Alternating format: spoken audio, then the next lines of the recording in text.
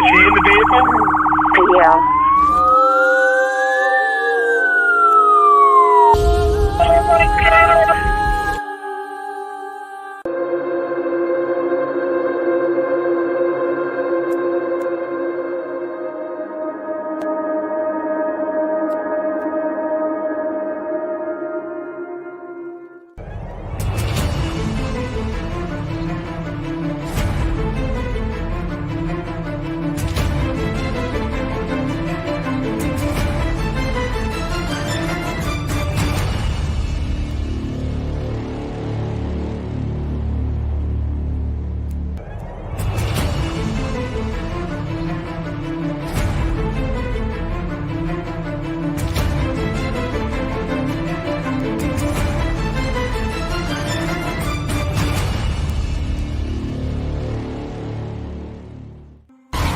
I'm at Grace Church Road. I went to Waynesboro to bring this man down to this address. And now he's trying to force his way into a house. I'm afraid to move my vehicle.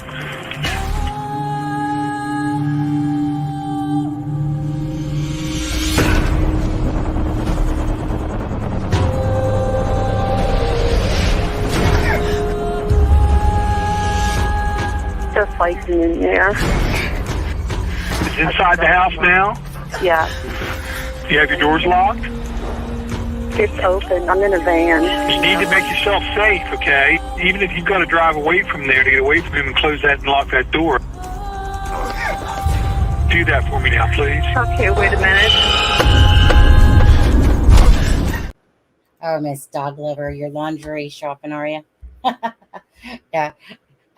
I kind of made this live, and I told Adam after, I was like, hey, you know what, if you're bored and want to join me, then you can come join me on the live. But yeah, you know, I was just sitting here going, you know, there's stuff with the Stephen Smith case and Nicole Bowen's, of course, 4-year anniversary, and Bryan Kohberger. And then someone had sent me an email with some Facebook posts with Kegan Kline. I'm not sure if the person wants me to actually use their name on here or not. So I'll just thank the person because the person knows who it is that sent me the email. So then I went over to that Facebook, and sure enough, and what was strange about that was that it was the same date. Like, it was a different year, but it was the same date that Kegan Kline had the Anthony Shots account had added Libby there he is. He's over there. Hey, Daniel, how are you? Hey, guys. Look at Adam. He's just sitting there in chat, just sitting there going, yeah, I just think I'll sit this one out with you.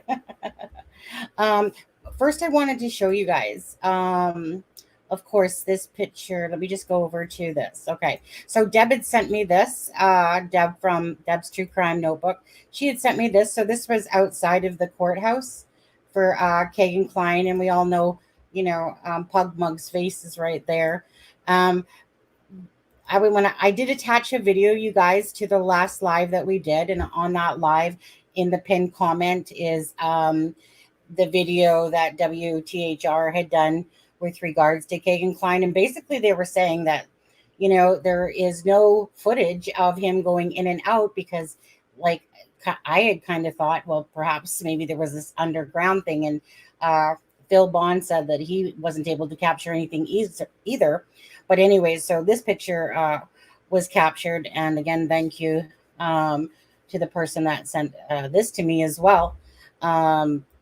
So, yeah, I mean, it was a little bit disappointing. I mean, first of all, it was very disappointing that JLR wasn't there to, you know, yell out. But obviously he was smart and wise and realized that he was going to be underground and he wouldn't get a chance to do that like he normally does.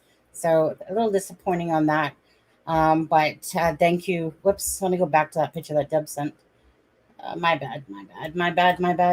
This one here. So thanks, Deb. Hey, Global. You know, hey, you guys. I know you guys were joining me. And I had, honestly, I was thinking, I was working on the video for Nicola Bulley. And then I was like, yeah, you know what? I still got some live in me after the 3 hour one. Hey, Tawny, you got Mad World stuck in your head? I know. To be honest with you, Tawny, whenever I think of Mad World, I always think of the rendition that Adam Lambert did from was an American Idol that he did on there. All around me is familiar faces. You know, hey Ray, hey Leoza, I think it is. Miss Dog Lover. I'm so sorry that you were shopping for lingerie and had to like stop just so you could watch this. Danielle's from the Drunk Turkey Show, you guys. Let me just put in that. If you guys don't know who the Drunk Turkey Show is, we've been on their live, and they've been on our live as well. A really great group of people. There's Daniel, Big Blue, and Jaime from that channel, and they cover like basically the same cases, and they do other things as well. Like when we went, Daniel, just so you know, when we went to this Stave Lake the other day, which is in Mission, besides my husband being in a bad mood because the lake was not there and it was just literally lake. So they pulled out the dune buggies instead and the RC ones. And it looked like I don't know, like a whole different planet. But this humongous lake was just gone.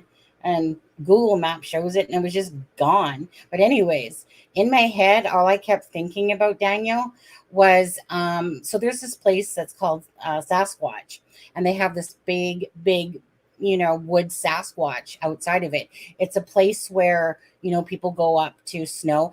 And honestly, we went to it once, and it's like near Mission, and we went to it once, and the drive up there, like if you could look down and see death at your door, it was like right there as you were driving.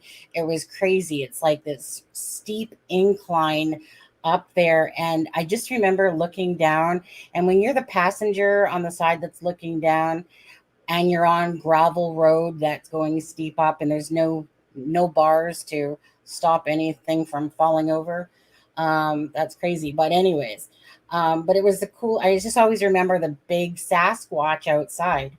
And so when we were in White Rock a couple of weeks ago, we were going to the fish and chip place. There was this little Sasquatch. So I had to take a picture for Daniel, because, like they talk about stuff like that on their show as well. And, UFOs and different kinds of things. It's not just true crime.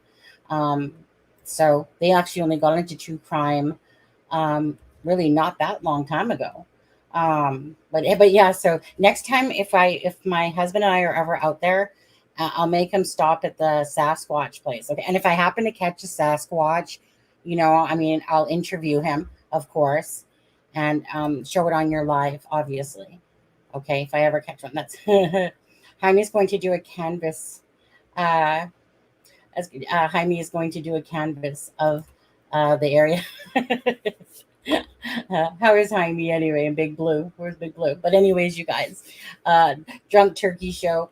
Like I said, I put the link right there. So if you're not subscribed to the Drunk Turkey Show, go over there and check those guys out. Really nice people. You always gotta love nice people. And tomorrow, like I said, we'll be on John showing Crime Scene to Courtroom over there for Nicola Bulley. But as for today, I wanted to show you guys a few things. And let me take this back off here. They're doing well. Good. Absolutely. Like I said, I always love good people, and that are chill. And just good people. Simple as that. Again, life should be about helping other people and being kind and stuff like that. And it's always nice to come across good people. So I wanted to show you something that somebody sent me. I don't know why I just took that down because I need to go back into that same window. So this is I omitted the names from it just because, obviously, right? I don't want other people going over to this Facebook unless they, of course, have seen this themselves on Facebook. But this one, for instance, is December 26th, 2012. And again, I just find it so weird that it's the same date, but a different year, that the friend request was put in. You know, um, I just remember Garrett Kurtz, December 26th, which is obviously the day after Christmas. You know, he had this really weird conversation on his Facebook, you know, about young girls and different things. And Kegan Klein had requested, you know, Libby's um, on the Instagram there. And then this happens to be like December 12th too, but it's 2012. Um, so let me just make that a little bit bigger for you. So it says, you know, Kegan Klein, stay out of my inbox, talking about you want me, you know, obviously this is the language that we don't use, but you know, and shit. Okay, I'm 14 and you're 18. You can get arrested for effing with me, talking about you want me to join you in a bathtub and, you know, how old are you? 4, taking baths and, you know, crap. So, and then another one says, so you in my damn inbox talking that crap about, then block me. How WTF ever, Kegan Klein. And so then I went to the messages because there were 16 comments, and then it says, "Hey, I takes bath." It's whatever. Then someone says he blocked me, which is the person that I just showed you the post from. Then it says CTFU. He messaged me the other day too, and this is 10 years ago. You guys can see this is 2012 that it's showing. Then he messaged me too, like you gross. This obviously bad word. Talking like he is a P star and crap like that. Uh, we talking about you.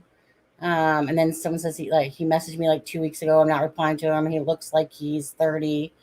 What a creep, basically. Oh, sorry, I'm not sure if you guys can kind of see that, but I'm, you know, so anyways, I just thought that somebody had shared that with me, and then I went over to that Facebook to check it out myself. And yeah, so yeah, did you guys talk about the Smith photos? Let's see. I'm not sure if they are the same ones we got. We recorded a vid on it. Our vid comes out tonight, but I'm interested in your thoughts.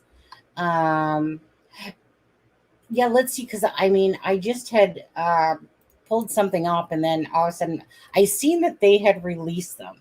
I think I was on our Twitter, and I saw that somebody. I just remember seeing that they were released. I can't remember if that was last night that I seen it originally, and then I seen it today. Um, Oh, I'm not sure if they're the same photos we found. We recorded. Well, let me go to that in just a second here. Take on me. MDO. Okay. Was there anything about Delphi in the case? No. Daniel, there was nothing about Delphi whatsoever with regards to Kegan Klein. It was only basically said that that there was nothing brought up about Delphi, about Abby and Libby, and that none of the charges or any had like anything to do with some sort of agreement. See if I don't know. Yeah. So, I don't know. Did you want to pop on for a sec with me or whatever, Daniel? You can if you want. If so, just let me know. If not, it's all good. But let me pull up those. So, anyways, I wanted to show you guys that with regards to Kegan Klein. So, I mean, that just goes to show you. I mean, this is when he's 18. This person's 14, and that's back in 2012. So, look how long, and that's when he was 18. So, just look how long he was starting this stuff, like a long time ago. And of course, I took out the names because obviously, like I said, I just, if you guys come across it yourself, so be it. But I don't want to really put those people's names out there regardless. And so stop screen and presents. Let me just see here. Right here. Okay, so these are the ones that I just had come across right here. So if anyone doesn't know who Stephen Smith is, basically out of the Murdaugh case. So basically, Stephen Smith was basically his death was deemed as if it was like a hit and run. That basically they didn't find anything to do with, glass or anything broken, or a vehicle, but they deemed it, the coroner deemed it like he was hit in the back of the head by like the driver's side mirror of a car. And his mom has been fighting for the fact that no, this isn't like some sort of, vehicular manslaughter or whatever it is, but it was turned into a homicide recently. They now deemed it as a homicide. And because Buster Murdaugh like went to school and stuff like that, I mean, because of the Murdaughs, being connected to so many different demises, like Gloria Satterfield, like the boating accident, and it's just one of those things, is that not that Buster Murdaugh has anything to do with it, but of course they did reopen it and they were waiting for the Murdaugh case to close, and them saying that they hope that people now perhaps come out with information. It's almost like, okay, so now that someone's behind bars, maybe people are willing to talk, because there's only like a small circle of people that will know what happened to Stephen. Let's see here. Oh, I would, but on the road. Oh, yeah, no problem at all. In all fairness, it was Aspen. He's like, yeah, I'm just sitting here chilling and relaxing. Why don't you invite another guest on? Is pretty much what he was saying behind the doors. So, but I always give people an opportunity if they want to. We need to plan a live for next week or a week or something after. Next month or next month or next month. Like I said, love you guys. Love to do another show. Absolutely. Hi, Sunny. Great live version. Looking forward to your live tomorrow. Thanks, Lenny. I'm really looking forward to that too, because Alexa profiler Alexa will be on. She'll be on with her red lipstick, and Princess Adam will be on there with his tiara. I'll just be on, and of course John from Crime Scene to Courtroom will be on. So that will be a nice live tomorrow. I realize, like, I mean, it's not Brainiac work that obviously an autopsy hopefully will come out in June, but during that time, it's still very mind boggling. Like, if there's no evidence, they had nothing to show for it. They probably know now, of course, but there was literally nothing that they gave the public at all to believe that this was an accident. They had the technology, which obviously didn't find Nicola. It was about 2 feet of water if she would have fallen in. So so there was no slip marks. There was a 10-minute window basically that they were saying, but there was no footage. There was no nothing. So, I mean, it will be interesting still, because, I'm under the impression that either it was a freak accident, that, that everything missed her. Everything that you normally would solve a case, totally couldn't find her until 3 weeks later when a psychic medium found Nicola in the water. What does that say right there? Like, so either one of those perfect storms happened when everything went wrong, and that they just simply missed her, or still perhaps because of what the family said and because of the vulnerabilities, that she possibly could have taken her own life. But again, hopefully at some point the autopsy, of course, lets us know what actually kind of happened there. But it was the family and that released that information, and it was the family that said that they didn't believe she was in the water. So if she's not in the water, what does that tell you? If they don't think that she was in the water and they're coming out with stuff saying that, then of course you're going to lead to the speculation of, and they haven't given you any work or whatsoever. So of course, who's not going to think that there was an abduction or that she unalived herself? They're giving you vulnerabilities, saying that she has menopause and alcohol issues, and that on January 10th that there was a welfare check done on her. So why would they release that if they didn't think anything about that? The family wouldn't have released that. They released that because they felt that perhaps she just maybe went off and, just left life. Lots of people do that stuff with kids. It's nothing that, the normal thinking brain thinks to do, but people do that stuff. So it'll be very interesting, but it doesn't stop it from being interesting in the fact of what happened to Nicola Bulley. There's tons of speculation. What a murky world they all live in.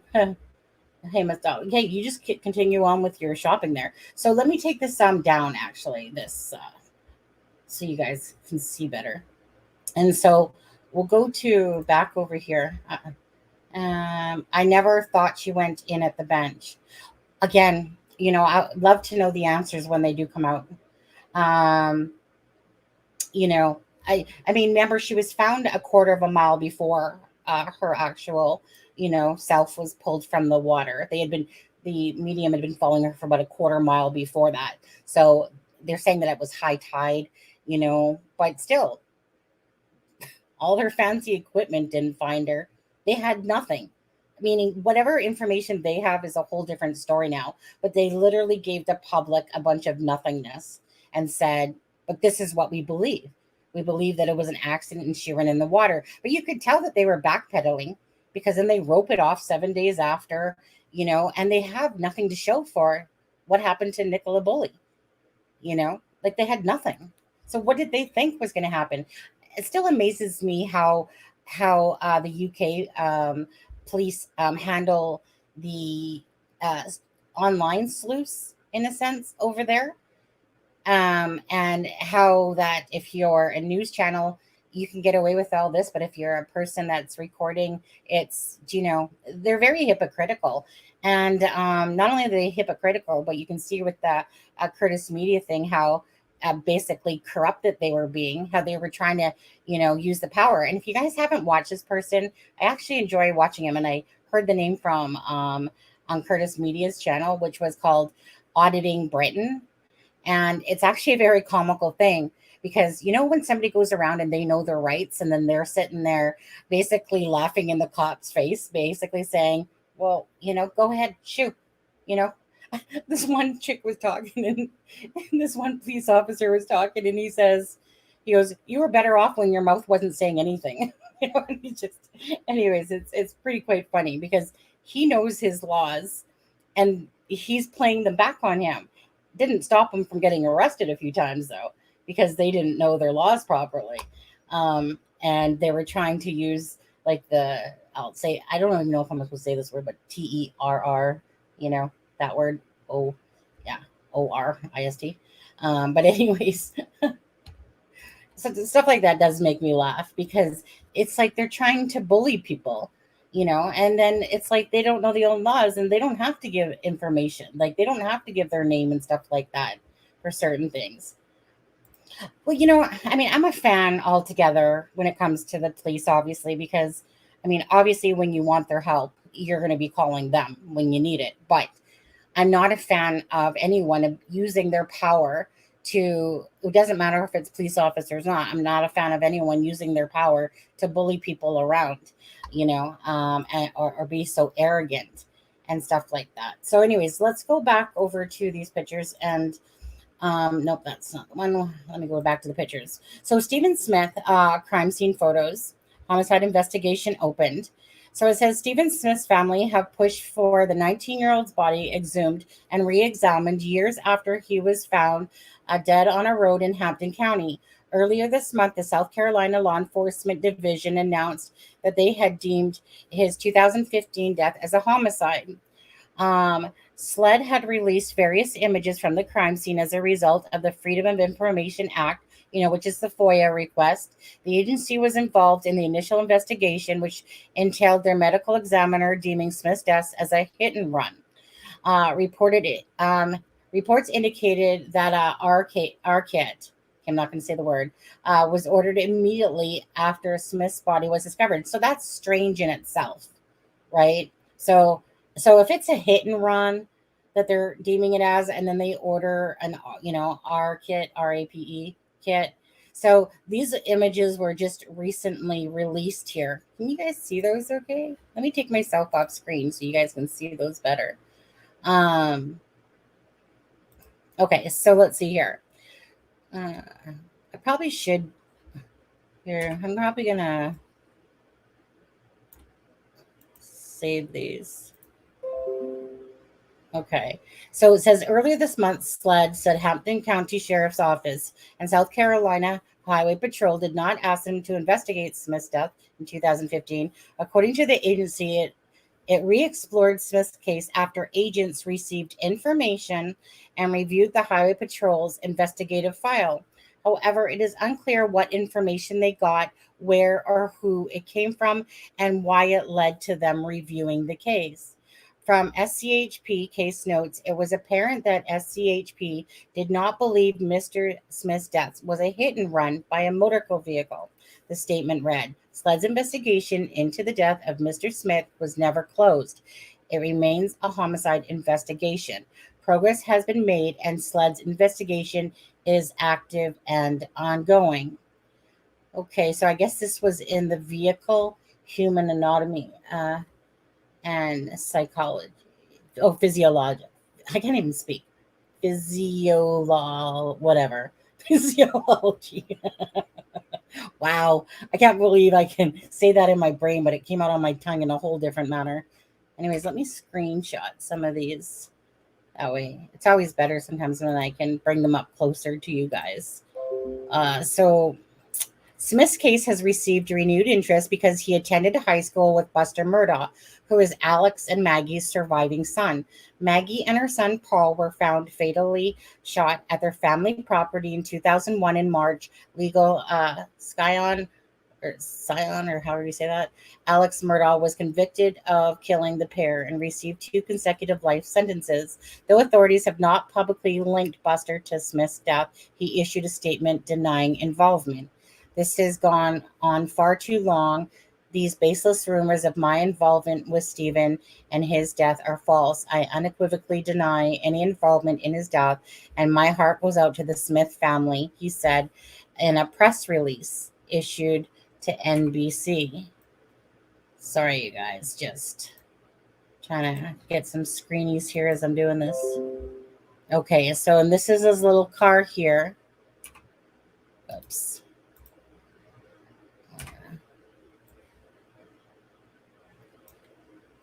So this happened too, like really early in the morning. Let's see. In March, Smith's family established a GoFundMe to have Smith's body exhumed. The fundraiser quickly met its goal, and it has amassed to over 100,000 in less than a month. Isn't it funny how sometimes people's GoFundMe's can just, but that's because of the exposure to the Murdaugh case and people wanting to help out the mom to get answers. So thanks to all those people that obviously donated and made it possible to help out Stephen Smith's mom. Smith's family said that they were seeking an independent autopsy in light of the investigation into Paul and Maggie Murdaugh's 2001 unaliving, we'll say. The slaying occurred nearly 2 weeks before SLED revisited Smith's case. At the time, SLED said information is uncovered while investigating the Murdaugh's deaths prompted them to look again at the case. Okay, let's see here. Hey.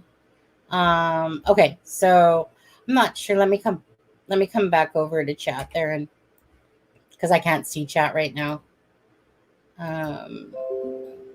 Okay. One sec there. Let me just see what you guys are saying there.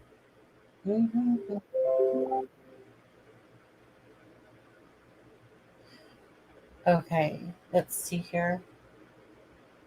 She can't have been swept. Okay, you're talking about Nicola Bulley. Yeah. They have never helped me. Want more horrendous things associated with the Met Police inquiries. Oh, I'm not sure of that case. Okay, so all right. So Daniel, I'm not sure if these are the same pictures that you had done a video on or not. Like I said, I just kind of was doing something, and then these pictures popped up, and I thought, and I was just like, yeah, I'm gonna do a live talking about a few of the different things here going on. So I haven't really had time to dive into these pictures and that too much. I mean, let's go back up to Like, I mean, you can obviously see where there's blood splatter on the road. And so he was, going down the road. And I can't remember what time this was in the morning. It was like really early, like, was it 4 a.m. or something like that? And, anyways, I'm still a little confused because he had a cell phone. Um, and like I said, there was nothing to show that his head hit the vehicle and that there was like glass splatter or anything like that. So, some people are thinking that he was hit, like basically hit by a baseball bat in a sense, as he was walking down the road. That something nefarious obviously happened. So I'm glad it's deemed as a homicide now properly. Um, yeah, I'm gonna have to. Like I said, I just kind of pulled this up because I seen new pictures. Um, at the end of the day, there's nothing worse. Oh, those aren't the same ones. Okay, did you want me to send you the link for these ones? Um, I can send you the link for these ones if you want. One second. One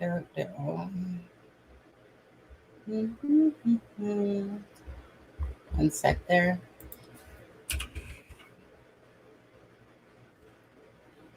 Fine, Jack. I'll just send you the link for it. That save you time in case you want to have it. Um, so yeah. Do many of you guys know about this? About the Stephen Smith case from the Murdaugh? Where's do you guys? Yeah, it was 4 a.m. So I was right. Okay. Um, there's just something that's following the Murdaughs around, though, eh? At the end of the day, it just becomes the bottom line is everyone deserves their proper justice. There's nothing worse than when a family member is kind of screaming from the rooftops, basically like, "Look, help me! I'm like this wasn't an accident." I can't remember who it was that didn't deem it an accident right away, but then the coroner came back and said like that it was just deemed as that he got hit in the head. So what was he doing? Was he bending down in the middle of the road? And then of course he hit the mirror, and of course there was no glass or anything left, or nothing to show skid marks or any swervature or something like that. So I'm so glad for the mom that again people helped out raise money for the mom. Such a sad thing, you know. And the crime scene photos are on Daily Mail. Yeah, I was gonna say. I mean, Daily Mail always has it all, right? Yeah, yeah. Just yeah, absolutely, Tawny. Justice for Stephen Smith. Justice for his mom.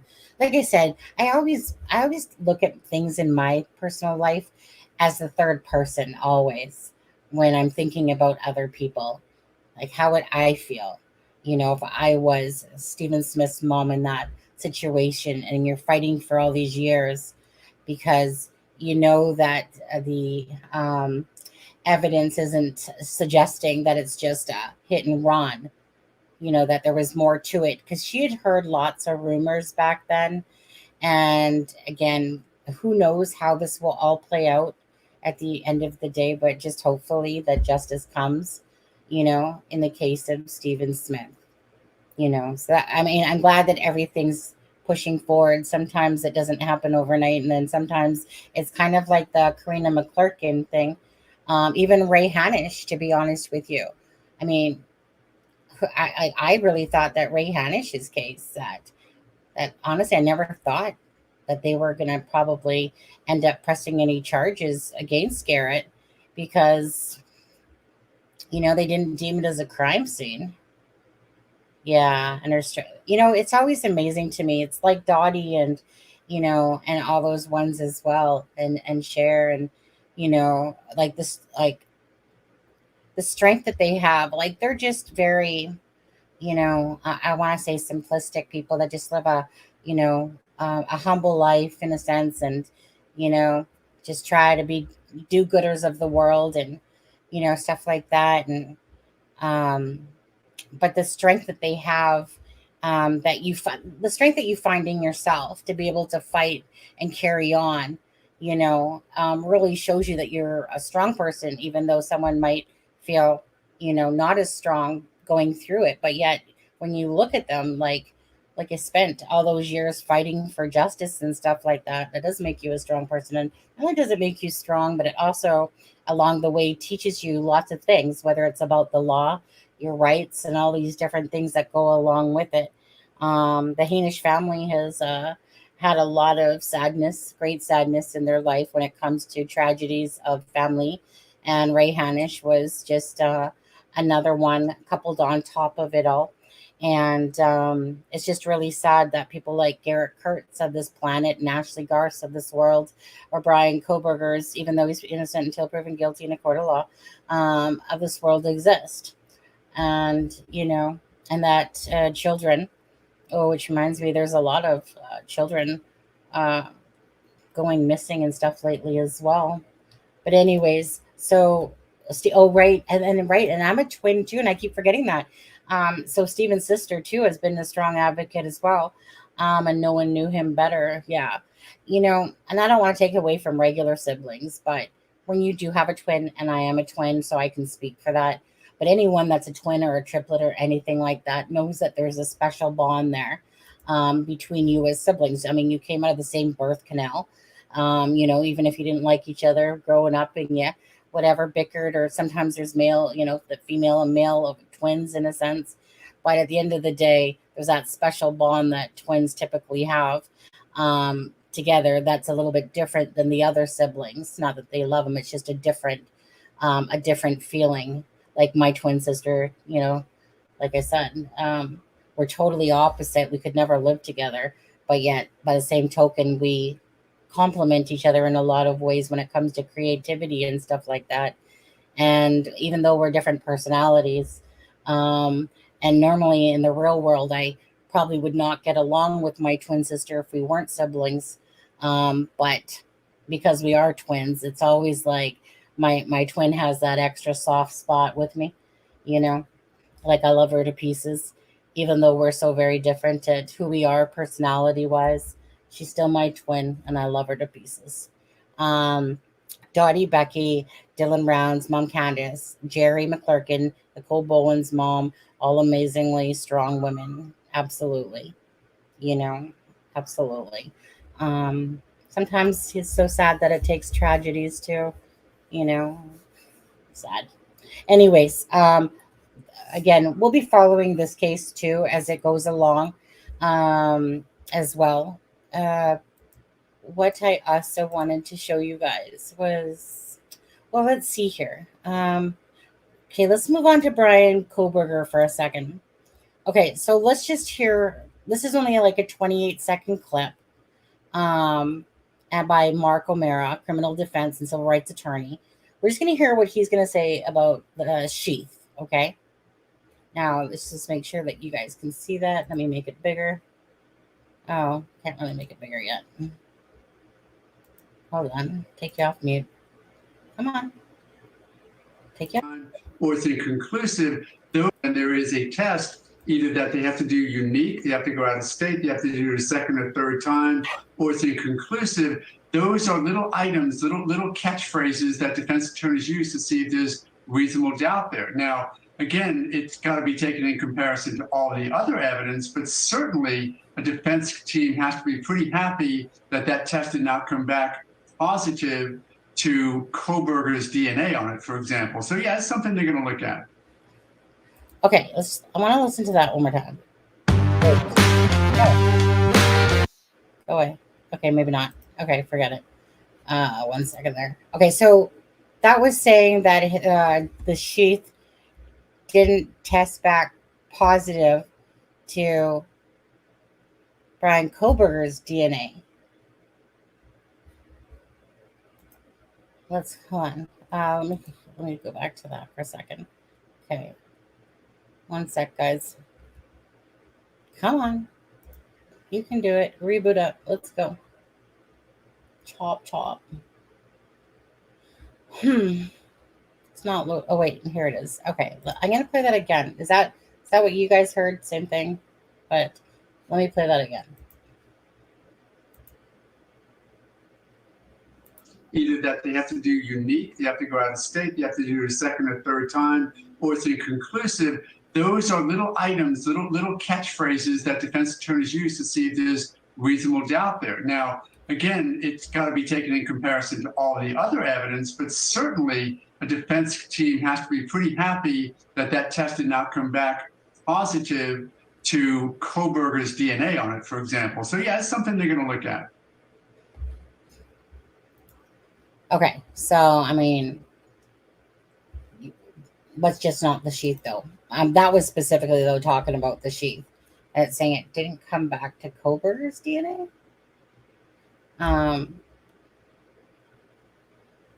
So was the knife out of his dad's home and it's his dad's DNA or something on it?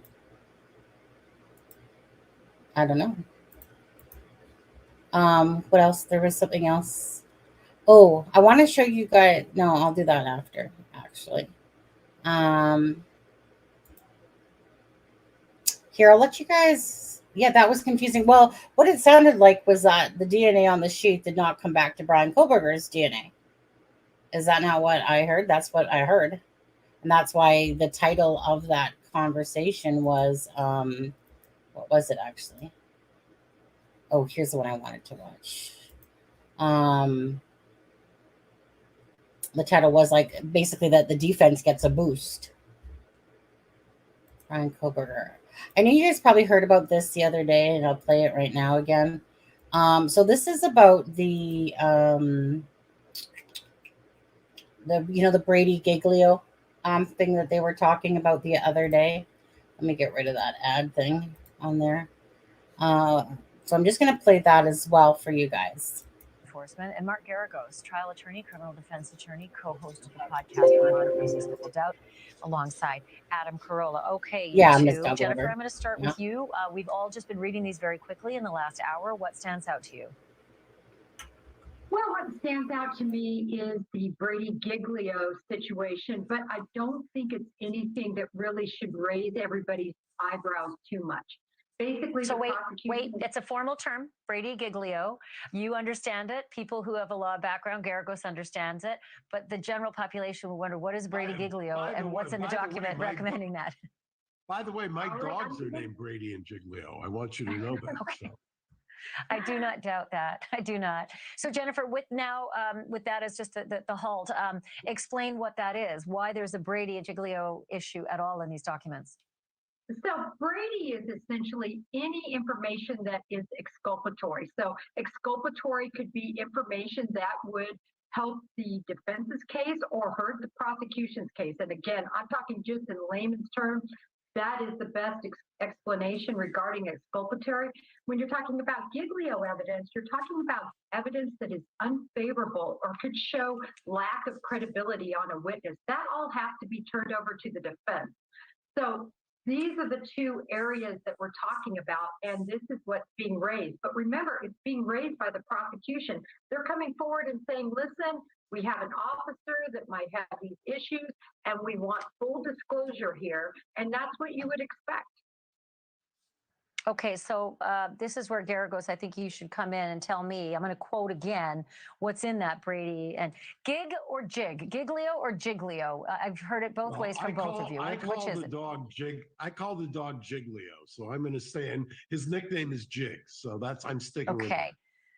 All right, so in that, there is a quote, a confidential internal affairs investigation and an officer involved in the case. And all of a sudden, my head is going to OJ, where the defense seized on policing and attacked policing in any way they could, and it stuck with that jury. What are you seeing when you see that quote? I had the exact same thing when I was texting with your producer. And she was asking about it. I was going to type, think Mark Furman, because if you've got, and to Jennifer's point, if it was just something that would impeach his credibility, that would generally be Giglio. If it is something that is potentially exculpatory, then that is Brady. And they called this Brady material, which leads me to believe that it's an accusation that this is something that has either been falsified or there's an investigation as to whether he's falsified. You normally see this with other complaints about excessive force and things like that. So I've kind of ruled that out and focused in on the other area that we generally see, which is somebody has said that a officer has filed either a false police report or has testified falsely. There's an internal affairs investigation. That would be Brady material, especially if it was an officer who was an affiant on one of these warrants or an officer who collected some kind of evidence during one of these searches. So Jennifer, how does this work? We're in the middle of this, right? Nothing has been public. There's no trial. There's very, very little information to go on. How are we already at an internal affairs investigation involving an officer in the case? Who would have spoken up? Who would have pointed him or her out? How are we already there? Well, it's really important to point out that I don't believe this has anything to do with something that this officer has done connected with the Idaho investigation. This would be something that was done previously, something that was pointed out or that he was under IA investigation for, internal affairs investigation for previously. So this is a very important distinction to make, that there is no accusation that we know of that he's done anything that would be a Brady Giglio offense regarding this case per se. And I would so Garagos, jump in with that and tell me, are they trying to say like, oh, there's an officer who had something on, the files that should have been turned over to the defense because it's the officer's MO prior to this whole crime happening? Is that what this is about?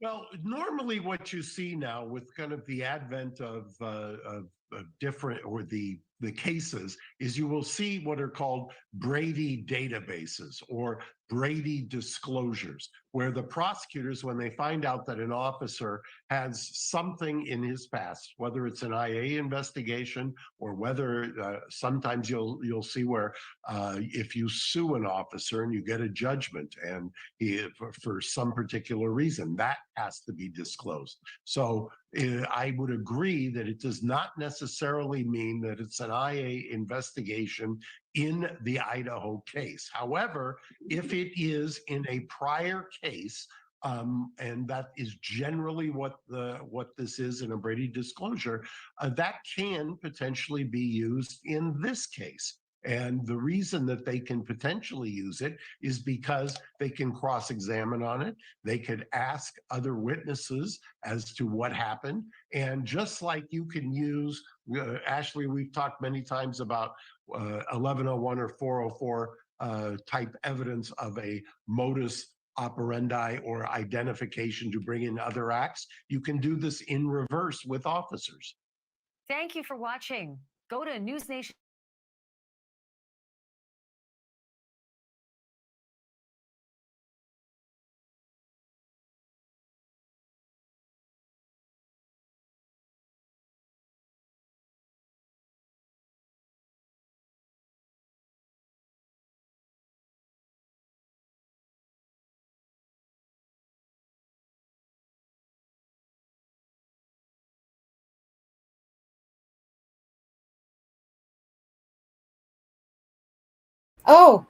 Oh, you guys don't know what I want to say then. John, I'm so sorry you didn't hear all those sweet nothings I was just saying about you flirting with me and all that good stuff. I was just like, you're sitting there flirting with me in your robe, and I was just seeing if you could read my lips to what I was saying. I know I don't have red lipstick on, John, but I was just prepping for tomorrow so that this can match Alexa's lipstick is exactly what I was doing. So yeah, I mean, I'm really known lately for being on mute, and then, yeah, I'm making it seem like obviously I meant to do it, of course. You are sounding really good, Sunny. Right? I know. It sounds so good when you're reading my lips. Yeah. Yeah, no, I was just prepping for tomorrow. So of course, John from Crime Scene to Courtroom. Again, that's the channel that we're going to be on tomorrow. And John, just to confirm too, because I've been telling people that on Tuesday, the following Tuesday, it will be Delphi, that you'll be joining us for Delphi. So if I didn't tell you or remind you, I just wanted to remind you now while we're on the live. That way you can't really say no to it or anything like that. So pretty sure that's exactly what was happening there. I'm pretty good at muting my stuff. I'm not going to lie. I'm really good at that stuff. Lately, I mean, honestly, between that and my other mic and stuff like that, I feel old. Wish I was in my 30s. I mean, you can keep wishing. Enjoy it. I used to. Did you buy any lingerie, by the way, Miss Dog Lover?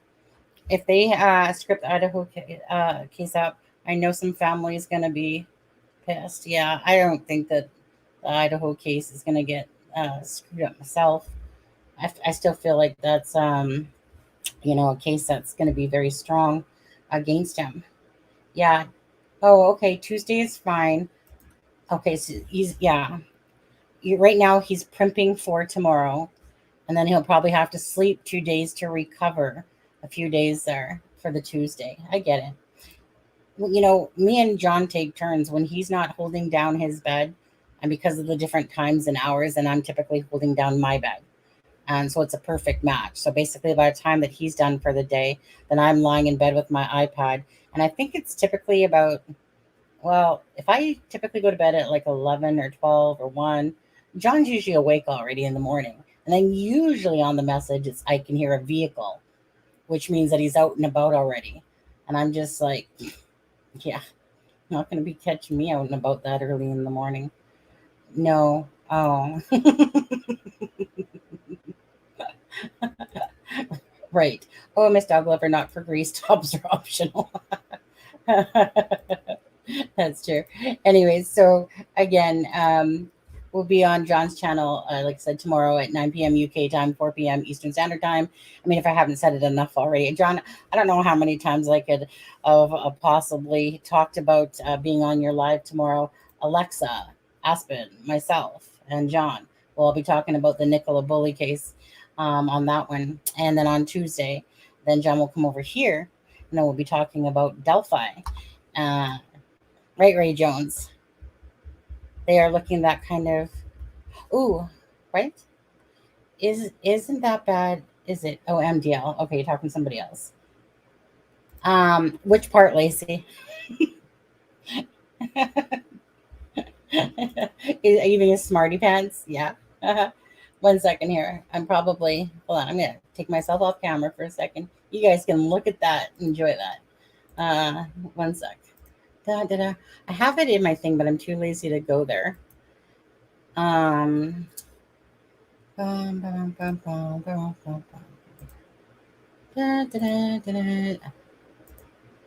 better start singing It's a Mad World for Tawny. All right. Oh, Adam's Ketchup Chip Amazon wish list just came up. Okay. Even though I have it in my StreamYards, I will. There we go. Okay. I will put it there as well. And so that's John's channel right there for Crime Scene to Courtroom. If you guys want to go over there and sub up. And, let me just show you our video quickly as well. Let's see. Is it this one? Kegan Kline? Yeah. Just saying. Right. Tawny. Tawny says, I have a mad world. It's one of those songs that, like I said, I don't know someone told me about that song a long time ago. And when I heard Adam Lambert sing it, no. Wait, that was not the one that I wanted to show you. What the heck happened? Or was that? No, that wasn't the one. That wasn't the one. Wait, what? No, that wasn't the one. 1 second there. That wasn't the one. Let me go find that one. Hold on, I'm going to put myself off this. Yeah. Right, that wasn't the one. Wait, am I muted? Oh, no, I'm not. Phew, okay. Where's my history? Let me see if it's in my history there. Yeah, no, that's not it. History? No. Was it this? No, it wasn't that one. That sucks. It's not in my history. Oh, well. Well, mind you, I can just go over to my other live and find it there, I suppose, can't I? It's because I'm such a rocket scientist here. Judo. Let's go over to the channel. I'm just going to go grab the link. And just know that I'm not talking to myself. Live. I click on, no, this is the one we're on live now. Okay. So we don't want that. Is this the one? Okay. I think I found it. We're good. This one. Right now at 12:30, we have learned that a man facing 25 charges ranging from child exploitation to possession of child porn is changing his plea to guilty.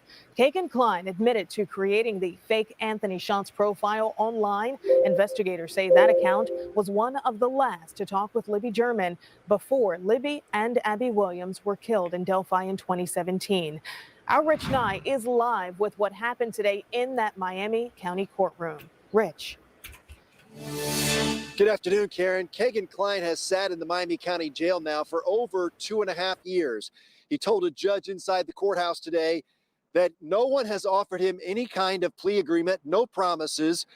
He understands that he is voluntarily pleading guilty and that no one had forced him to plead guilty, but that's exactly what he wanted to do. And so he did. He was convicted today on all 25 charges. Now, we had hoped to show you Kegan Kline, but local law enforcement snuck him in and out of the courthouse today here in Peru. Kline is now convicted of those 25 felony counts: child exploitation, child solicitation, possession of child pornography, synthetic identity deception, and obstruction of justice. Kline gave testimony in court admitting to every single crime, some of them involving sexually explicit photos of girls under the age of 12. He also admitted to creating the Anthony Shots catfish social media account. This was one of the accounts that he used to solicit those photos. And that account was one of the last to communicate with Libby German before she and Abby Williams were killed in 2017. Now, there was no mention today in the courthouse of either the Delphi murders or Libby German or Abby Williams. In fact, Kegan Kline has never been named a suspect, and there are no charges against him involving either one of those two young ladies in Delphi. So Kegan Kline will now be sentenced on May 18th. Those charges that he has been convicted of carry sentences ranging from 6 months to 6 years. There'll be much talk between now and his sentencing between the attorneys and the judge as to whether those should be served consecutively or concurrently.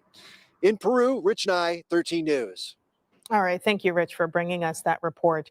Of course, we'll have more on this coming up on 13 News at 5 o'clock. Now, this new information in this case is now up to the judge. We are working to learn more about what this might mean for this case. And again, more tonight on 13. Okay, see that more tonight on 13 News. You guys are all talking about songs. Tears for Fears, I remember them. Tears for Fears. Yeah, and Ray, it was on X Factor for Adam Lambert.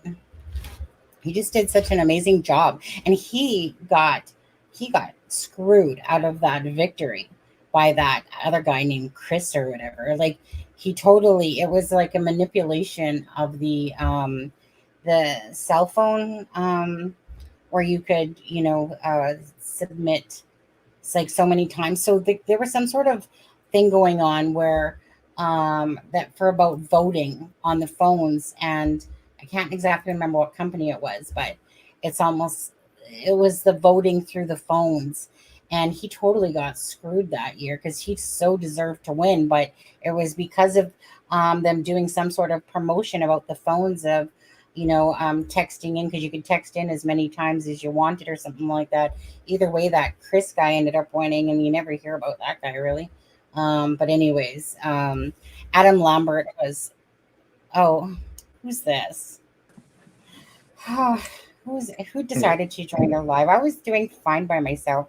I was sinking like a freaking Titanic ship without you, I was doing just fine. I was muting myself. I know. And now you come along, you're just trying to amp it up. Yeah, I didn't want you to get too comfortable and be like, hey, I don't need him. That's kind of what I was feeling like. I was like, I don't need John. I don't need Daniel. I don't need I don't need Adam. I don't need anybody. I don't Miss Dog Lover. I was getting to get desperate and be like, Miss Dog Lover, come join me. But I was too busy picturing her buying lingerie. I saw the shameless invites you threw other men while I was gone. See that? While I was busy working, trying to provide for our family. Yeah. Now that GP's here, provide for the family. Again, yeah, Ginger is in the house, and this is Nicole Bowen's aunt. And now, although we can't play the music for it, because I know how rude. And although we can't play the music for it because it will get a copyright strike, we can just show the video for it. And so let me do that. So it's a beautiful video. Ginger, did you make that? Because you did an incredible job. And the song is perfect. I just know that if we play it, we'll get a copyright strike immediately. Yeah, absolutely. So of course, if anyone doesn't know, this is Nicole Bowen. The anniversary is 4 years today. It was my bad because earlier I had the 31st in my head for the longest time. Adam was correct. I was wrong. I don't need a strike. I don't need a strike. No, thank you. You can have one. But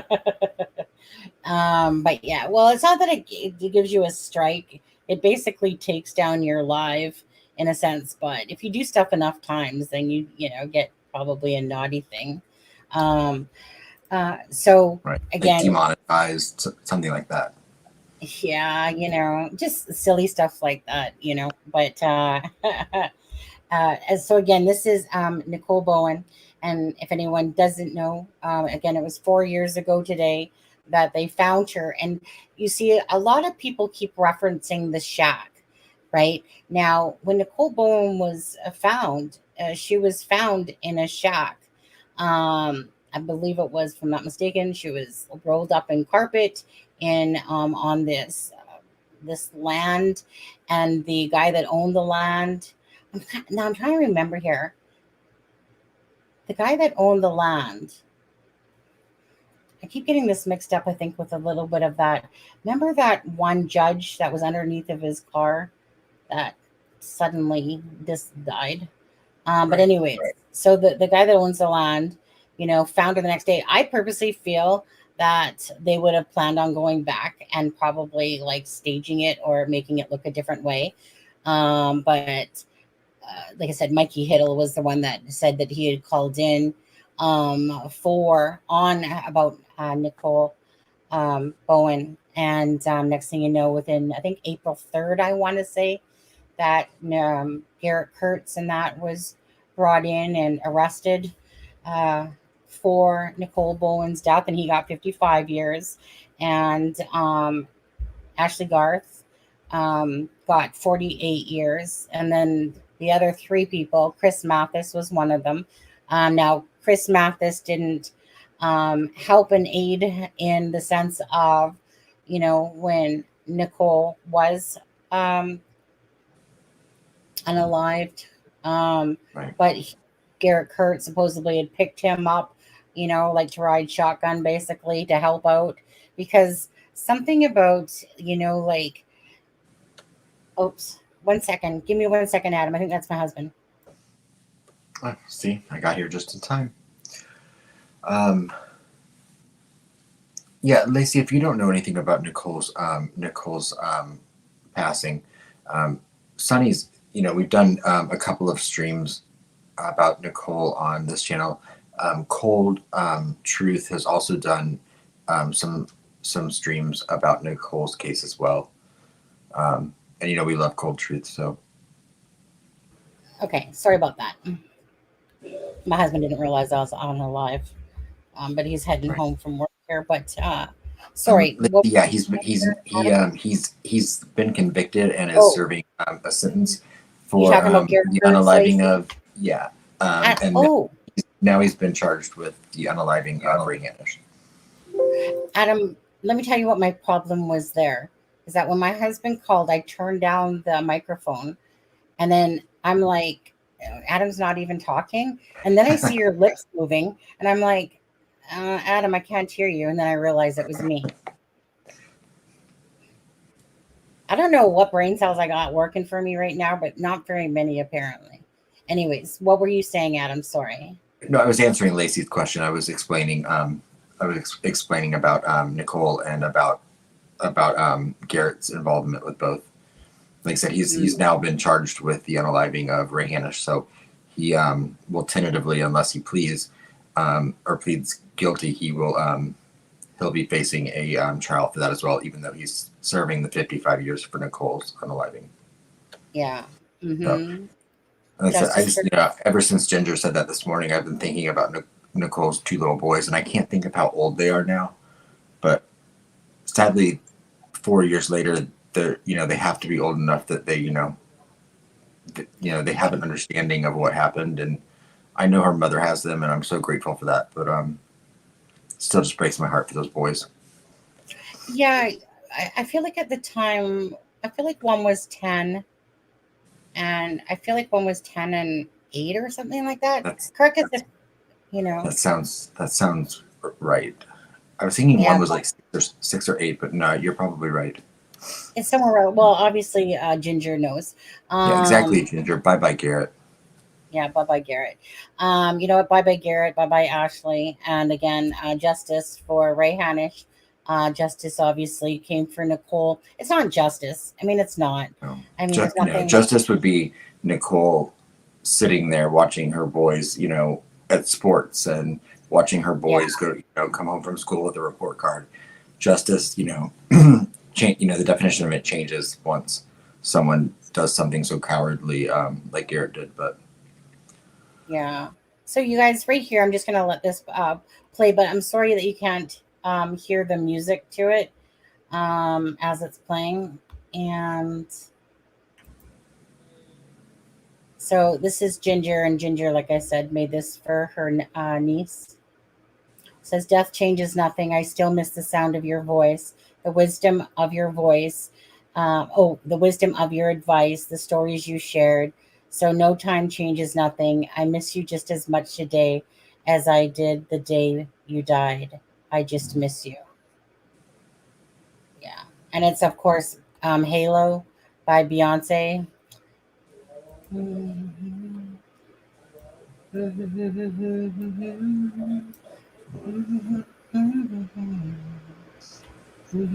right. Go ahead, Adam. You hum it. I can see your halo. I don't want Beyonce to get jealous. I know. I hear you. Mm-hmm. It's basically Beyonce's Halo song, to go with the words and Nicole's face on there. And I'm sorry that we can't play the music for it because obviously it's a very beautiful song to go with it. It's I personally always use a song myself on lives, and it's because it never gets a copyright to it, and it's that beautiful song that I always forget the title of it. Oh, Heaven Needed You More. Yeah. Yeah. Yeah. That one always makes me sad too. I mean, I wish we could use these songs, but unfortunately we can't. So, thanks, Ginger, for sharing you. And again, if you guys could just, flood the, teal. I know that there's no teal, but if you guys could just flood some blue hearts in the chat, that would be nice in honor of Nicole Bowen here. Let's see.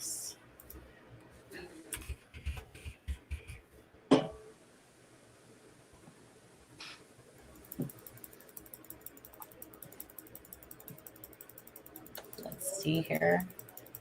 Click, click, click, click, click, click, click, click. Yeah, so 4 years ago today, you guys, and like I said, Garrett Kurtz, Ashley Garth, they are exactly where they belong. Oh, and that's a gorgeous song. Hallelujahs. I mean, oh yeah, it's hard Hallelujah. not to be emotional with that song. Yeah. There, see all my hearts? Oh, I gave one extra on there. But thanks, mixed dog liver. Okay, there's other people in this chat. Come on, pull out those blue hearts. So we'll let that play for a second. Look at that. Look at that. Right across that screen. Oh, on here it shows 3 extra on there. Yeah. So again, I mean, very special day, but yet a very sad day. You know, how's your mom doing there? I know it's a hard day. It's always hard when the anniversary days come along. Adam, what are you spamming? They're aqua colored hearts. They just don't show up on StreamYard. Oh, do they show up in the regular chat? I think if you have an iPhone. Oh, I have an iPhone. Mm-hmm. I know sometimes when I send stuff to my husband, it doesn't show up because he has an Android. Ew. I probably wouldn't have married him. I'm kidding. Thanks, Miss Dog Lover, for sending me that email, by the way. I'll take a look at it later on there. Deja vu. Oh, there we go. Driving Miss Daisy crazy. I can't see them, Adam. Yeah. Oh, well, I'm just doing them for myself then. Yeah. Oh, you know what? Adam's enjoying them. Does that count? Yeah. They're really pretty. Oh, I like that ginger. The butterfly. Oh yeah. There we go. Yeah. On there. So again, Garrett Kurtz is being charged now with Ray Hanish's death as well. Again, him and Ashley Garth and 5 other people. Well, 5 people total. Well, 6 really, but Jasmine. Yeah, Jasmine Parker. Let me pull up those pathetic faces. Hold on a second. Give me 1 sec. When does Chris Mathis get out? He actually, you know what? I'm not going to pull up their pathetic faces on today's day. I don't want to ruin it by showing their ugly mugs. Chris Mathis actually was out, and then he went back in because of substance meth charges, basically again, because he, he basically skipped his hearing that he was supposed to have, and then he got a warrant for his arrest, and then he ended up back in the can again. Those pesky warrants, they get you every time. Yeah. Mm-hmm.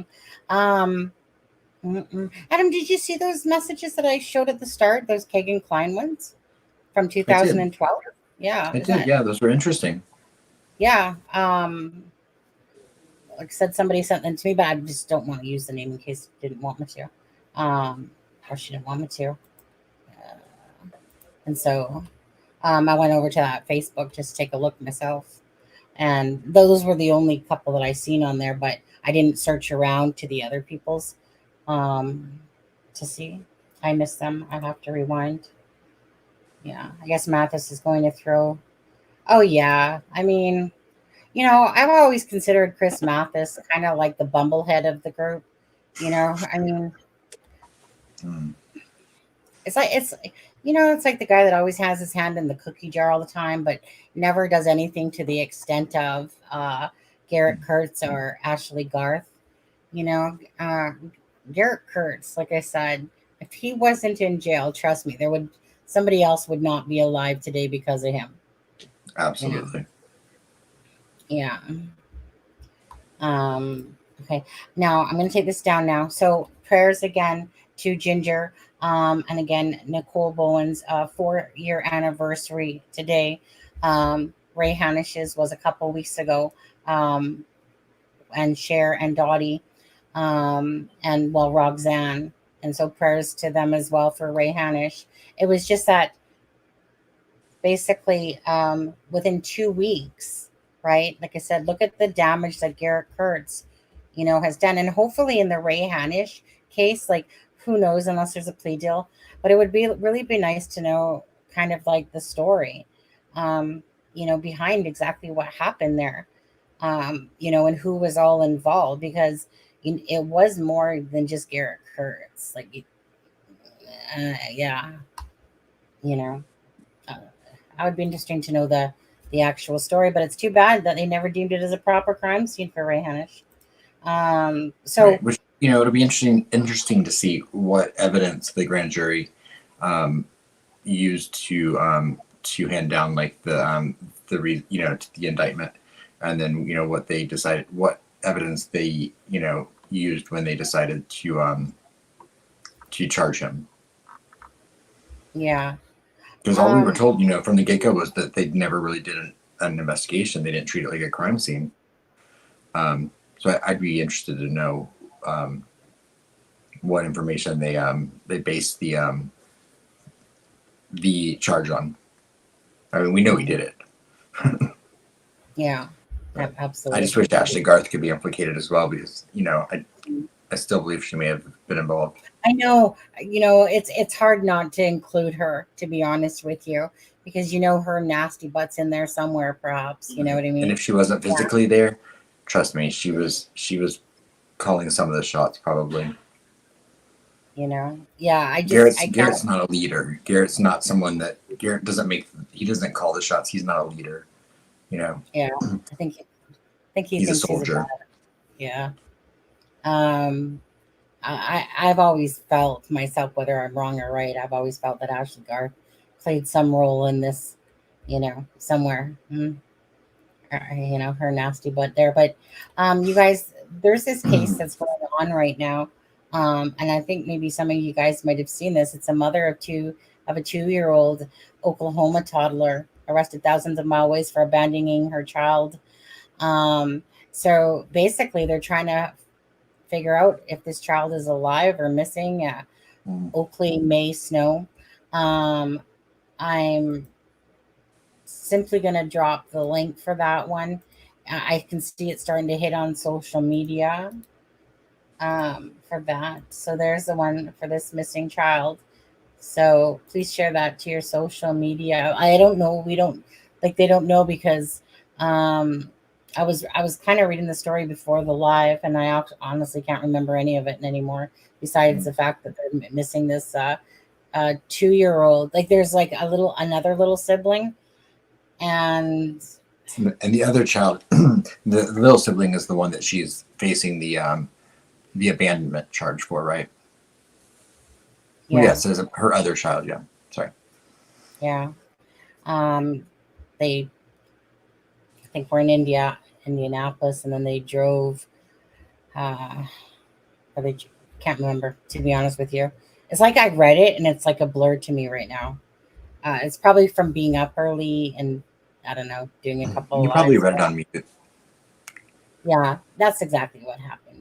I mean, I would like to see her big old butt in court as well. I just always feel like that she had something to do with it, because, because it was like her phone, if I'm not mistaken, was messaging like the Tinder account. Grindr, sorry, not Tinder, Grindr. I'm getting the freaking cases mixed up now. The Grindr account. And, supposedly Garrett Kurt and her got into an argument over the phone. Remember, there is charges for assault on Garrett Kurtz.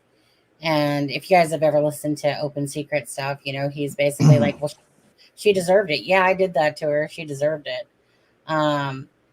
Absolutely. Absolutely. That, for me, this, like I said, I'm so much the other way in my life. I've always kind of lived with rose-colored glasses on, believing that, most people are good and all this, and then you realize the world that's around you.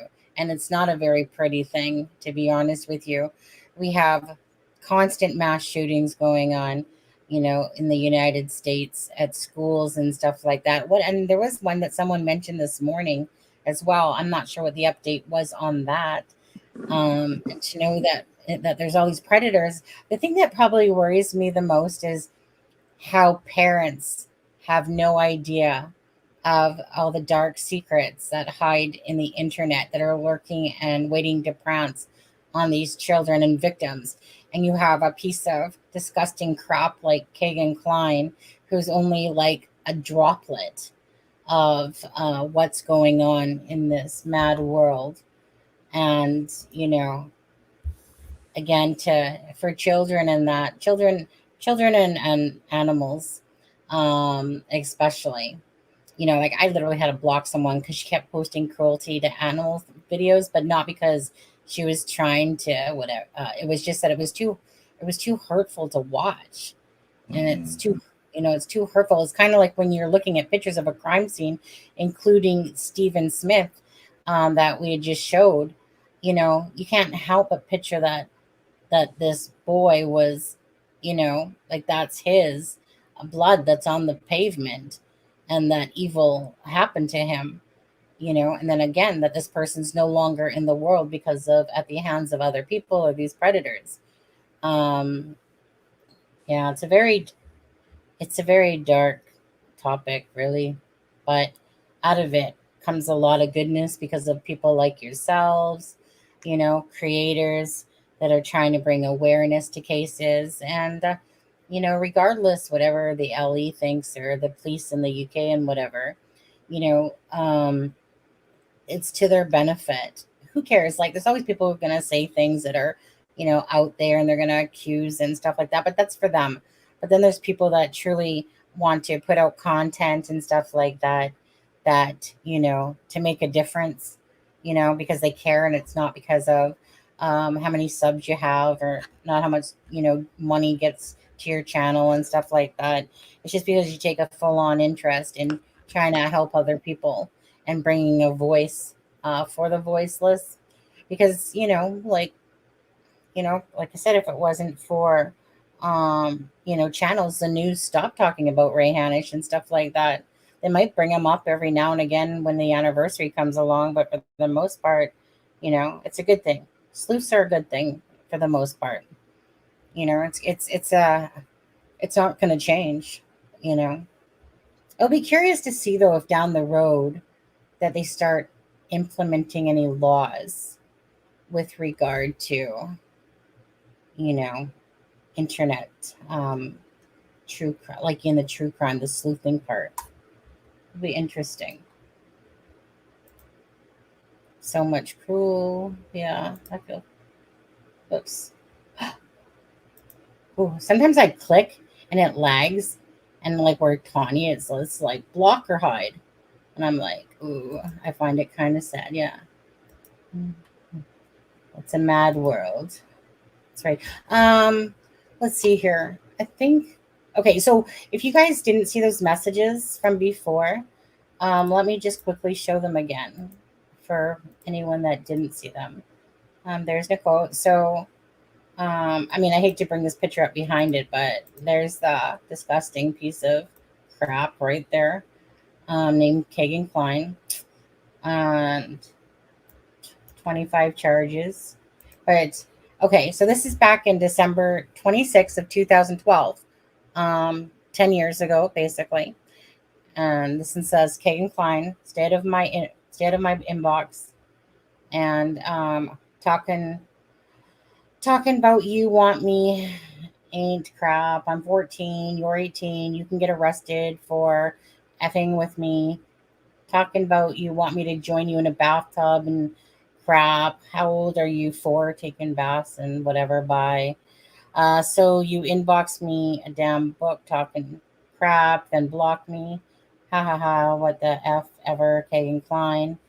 And then kind of like here on this one, and it shows you 10 years ago because these are the comments from it. So, you know, he messaged me like, ew, gross. He messaged me like 2 weeks ago. You know, I'm not replying. Anyways, oh, and this is one that Deb sent from at the courthouse earlier as well. But bottom line is, you disgusting, gross. Yeah, but it just goes to show you, right? Like that was back in 2012, and he was 18 then. So it just makes you really wonder. So if we're talking about 10 years, when did he actually start doing that? Because you know it was before then, I'm sure. and that's what happens. Like someone like Kegan Kline, no offense, but someone like Kegan Kline, they pretty much, become loners to the world, hide themselves in a bedroom. The internet is their really their domain. And then someone like Kegan Kline, who probably couldn't find someone in real life, decides to use the internet for his source of getting things. And I still really feel like Kegan Kline had no concept or grasp of the information he was getting to the crime that he was committing. I really think he was very clueless. Oops, who's messaging me? Did you just send me a couple of photos? Like the probable cause affidavit for that case in Oklahoma, you just had up her a little bit. Oh, okay. I guess against the mother. I didn't read it. I just saw the docket put it out. Let me just take a look here. But anyways, so I'm underneath my right one. I think I'm underneath it. No, I'm underneath the wrong one. How did I get underneath that? I just got to go back to my original Facebook. I think my husband's going to be home in a minute here. I also sent you a. Did you play the WTHR thing from this afternoon? What's his name? Yeah. Just put it on his Twitter. Well, I played the one that they were talking about. Yeah, I played one that had come out with the Kegan Kline one, and they were talking about the charges and how they didn't get any pictures because he was. Okay. Yeah, I'm pretty sure that's the same one. Yeah, I just saw that he just put it on Twitter. So, but yeah, it could be the same one. It's gonna be the same one. Yeah, because it was the same one. It's from WTHR. Oh, is that some drawings that people did in court? Is that what that was? Yeah. Wait, that says Ramos. Wait, David no equals Ramos. Oh, that's that guy though. Wait, what? Yeah. Where'd those come from? I guess he drew them because he was in court. Was he in court as well? Yeah. Yeah. Okay. He did like a 4 minutes live with another YouTuber. Oh yeah.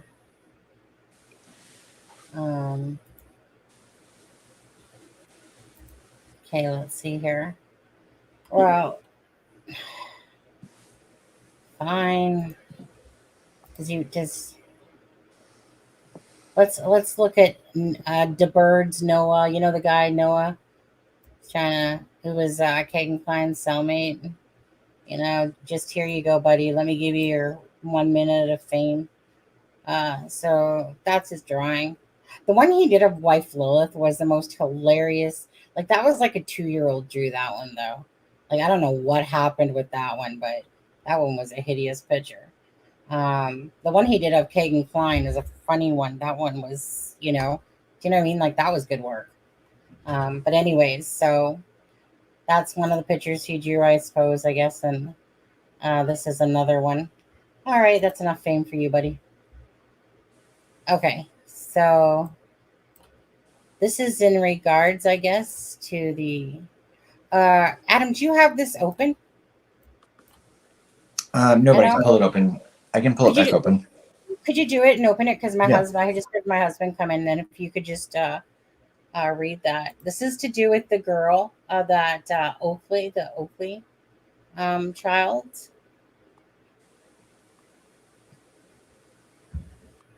It's that precious little girl that we were just looking at as well. Yeah, and so this is an affidavit that was filed for child abuse, domestic assault, and battery. This says the undersigned upon oath deposes and states as follows: to wit, on October 26, 2022, at approximately 1100 hours, I, investigator Logan Manchak of the Okefuskie County Sheriff's Office assisted Okefuskie County Deputy Russell Nestor on a welfare check north of the Bearden School. The reporting party, Sheila Marshall, wasn't sure what the address was, but wanted a welfare check done on her granddaughter, Madison Marshall, and her children. The road north of Bearden School is 3720 road, and there are only 3 houses on this road.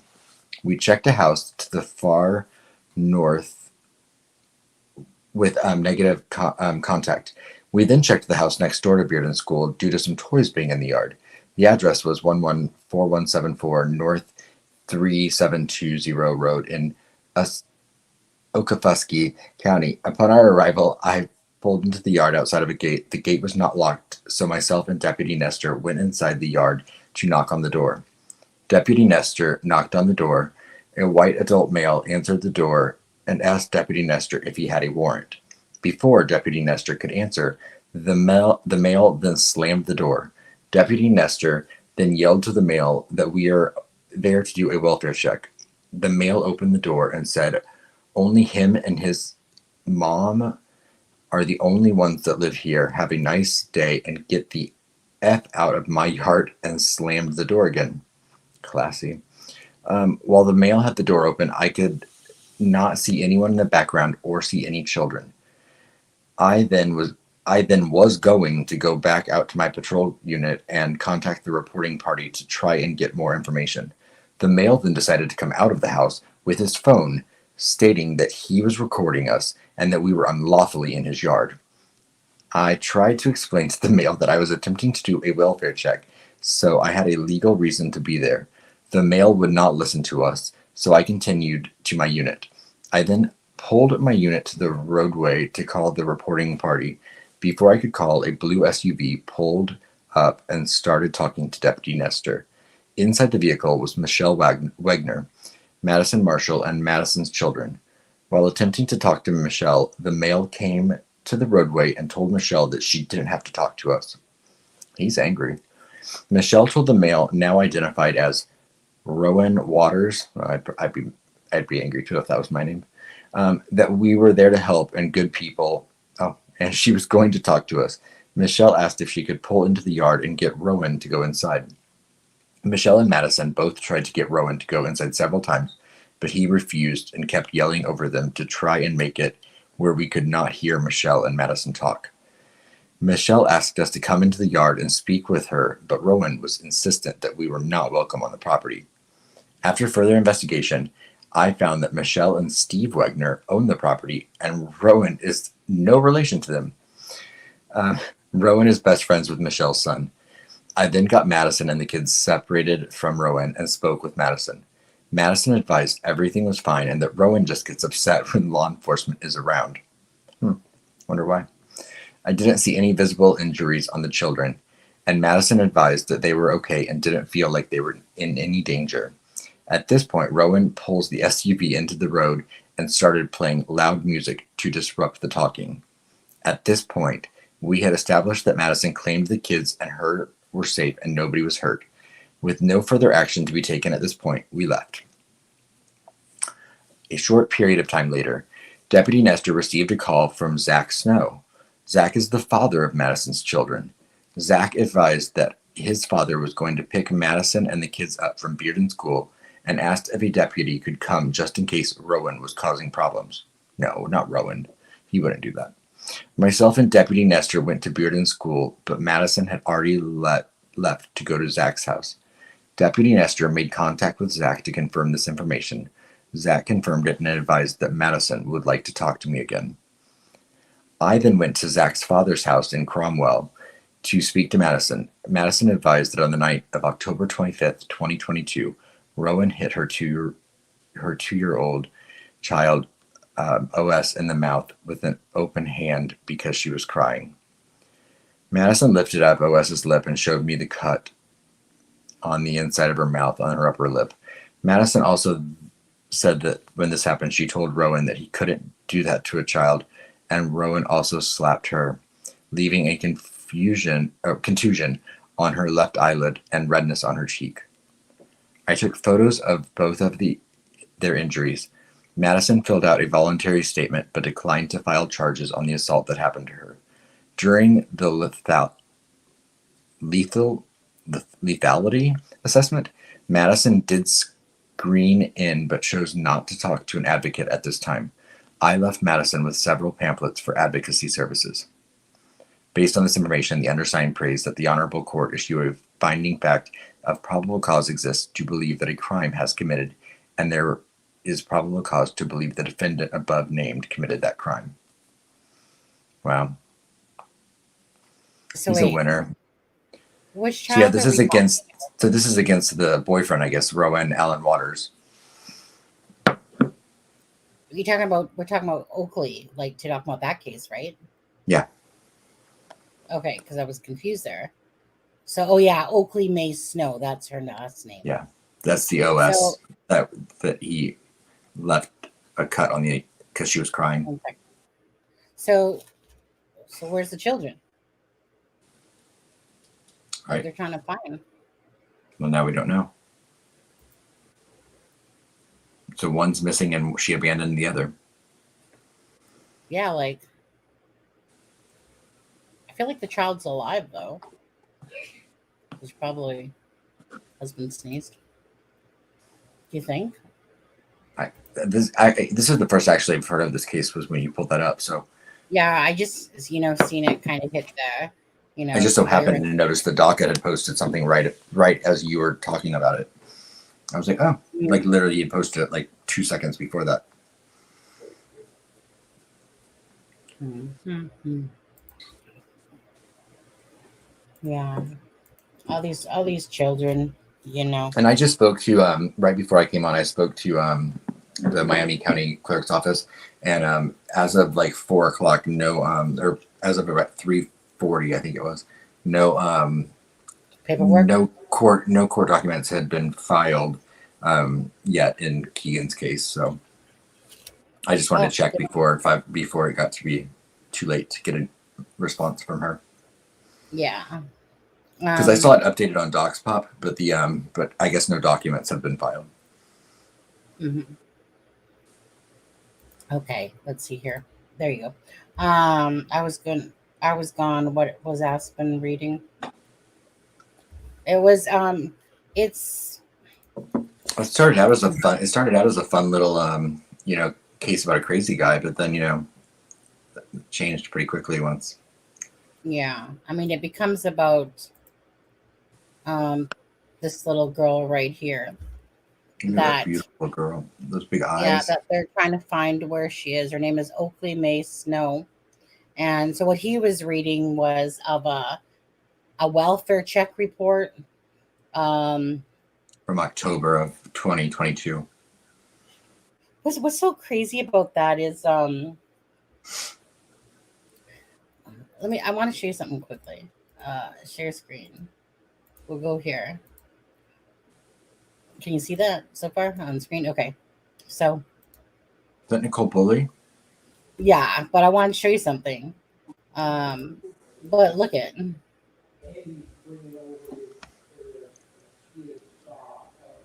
I can't. What? Oh, it says Rowan Water. Oh wow. So it's just like this is called Rowan Water. So as you're reading that, all I could think about was how his name was Rowan Waters, and Rowan Water was that place, that was around the area of the dog park area. Yeah. So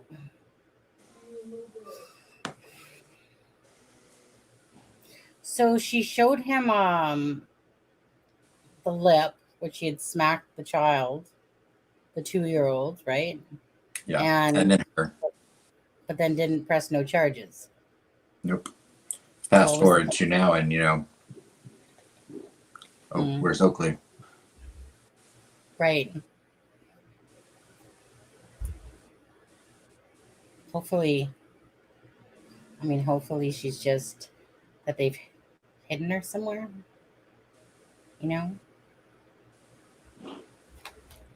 Hopefully that's the case. I can't stand looking at little precious faces like that. But yeah. Anyways, yeah, I don't know. I'm gonna bring this live to an end, I think, guys. My husband brought me my lunch home, and we've kind of covered what I wanted to. Unless there's anything that you wanted, there was Brian. I wanted to show some Stephen Smith.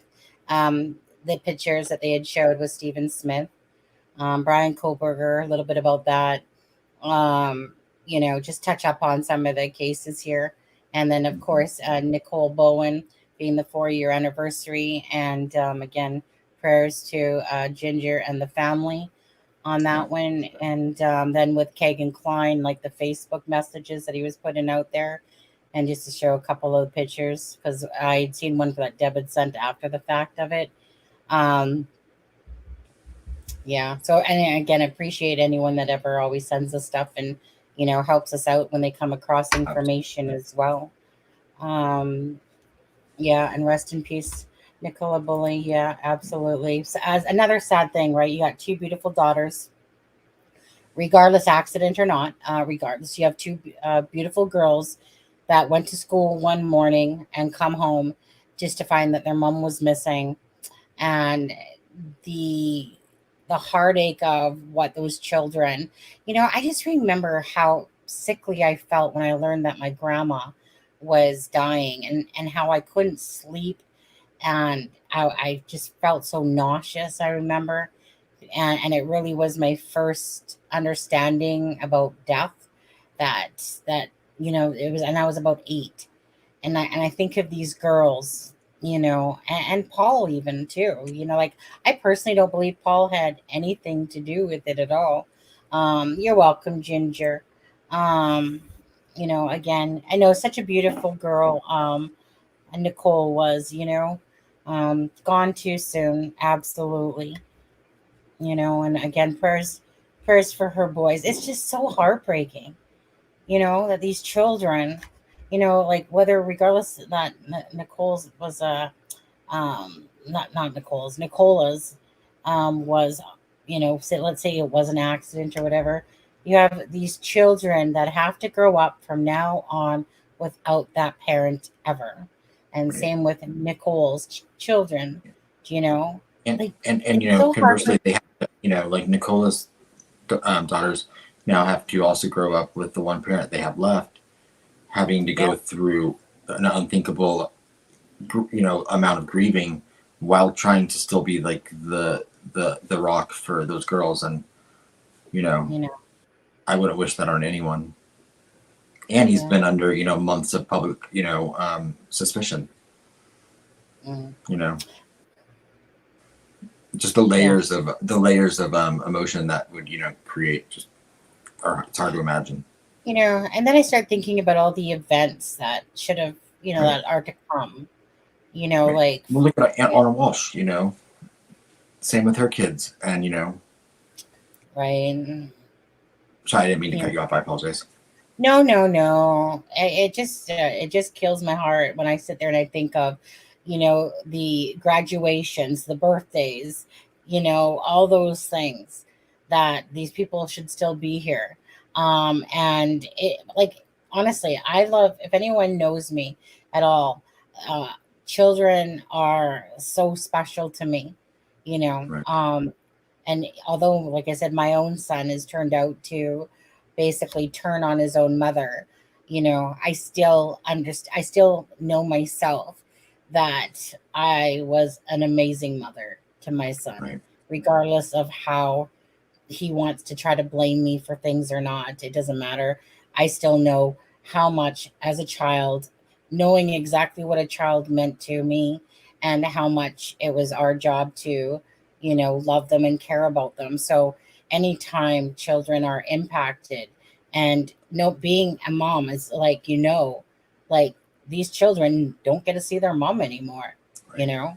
and it's just And heartbreaking. it doesn't end. It doesn't end. It No. just keeps going forever. I mean, even if you look at Libby and Abby, I mean, Libby has younger siblings, and I from almost immediately after we learned who Richard Allen was, I remember one of the very first thoughts I had was, because some of the he didn't have a huge online presence that we know of, but he got to walk his daughter down the aisle in 2018. Yeah. And, you know, Kelsey German had to get married and not have her sister there. And that's not right. Right. Absolutely.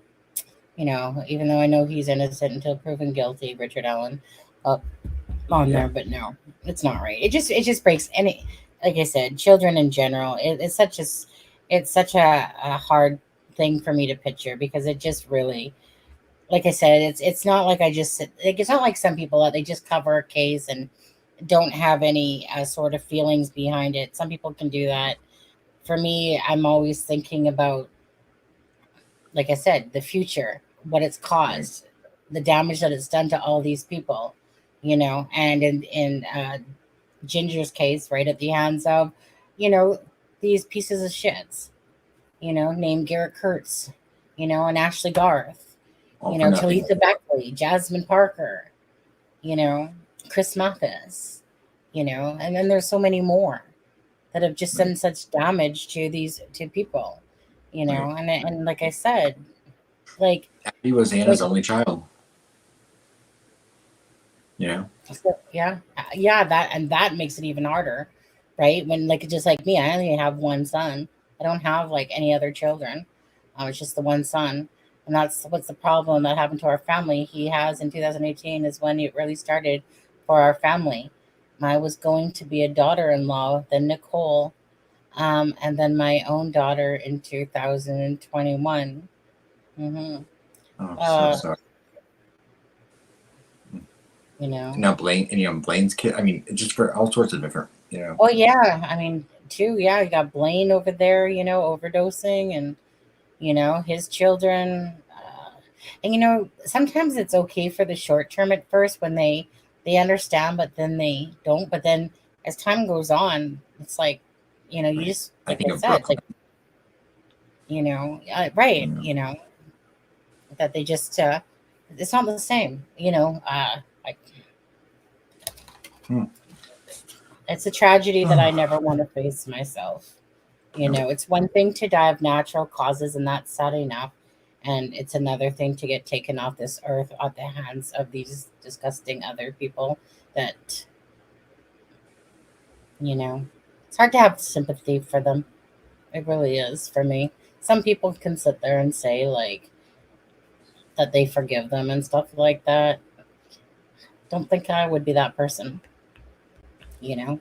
And they do that so that they can release their own anger, in a sense, like, so that they don't hold on to anger and stuff. But I don't feel sorry for people like this. No. I just don't. So now me and my Nicole's mom are trying to play grandmas and moms. Yeah, I know. Do you know? Yeah, when you shouldn't even have to, you know. Right. But thank goodness that they have you. So. I was gonna say, you know, that's the good thing. You know, there was a case, and I'm not sure if you guys heard about it, in Indiana as well, where and I haven't read the story on it, but it was a mom and a dad and a daughter were all shot, and it sounds like it was a domestic violence case. So the dad, I guess, shot the mom, shot his daughter, and then shot himself. I haven't read the story fully yet. And then the daughter, who's I think 17 years old, is in critical condition. So imagine coming back out of that, knowing that both of your parents are gone, and that she was shot too in critical condition, but she lived so far. You know, imagine, like, that's what it's stuff like that.